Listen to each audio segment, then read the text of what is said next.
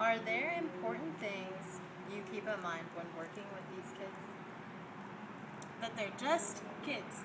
Keep in mind that they're just kids. But also keep in mind that as much time as you spend preparing and getting ready and making sure everything's where it's supposed to be and that you've done all the correct adaptations and everything is in place, remembering that even when you think you're the most prepared, things happen, and then suddenly you're not prepared anymore, and you just have to be flexible and go with it.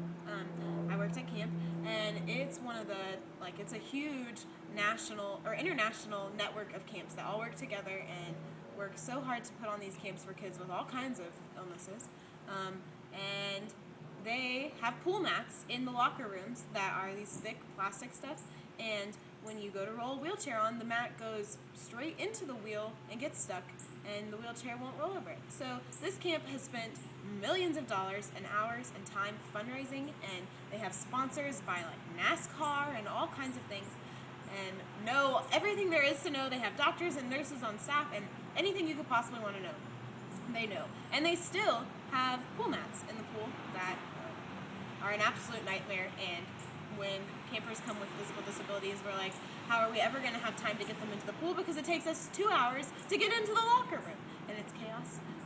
But part of it, of the adaptation, is finding the fun in it, and even when it's hard, keep in mind that it's hard for them too. And at least for me, it was a week, but this is their daily life, and they're used to people having to adapt around them.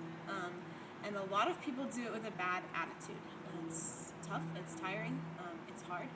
But if you can just be the one person that is positive and shows them that you care and that it's worth it to you to adapt for them so that they feel part of things, it's worth, I don't know, all the money in the world or anything in the world, just for them to have that experience of this person actually cares about me and not just because I have a label or a